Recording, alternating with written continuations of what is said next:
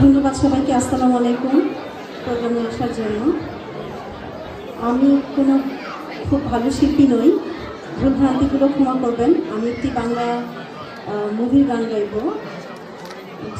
মুভিটার নাম হলো অপসৃদয়। গানটি গিয়েছেন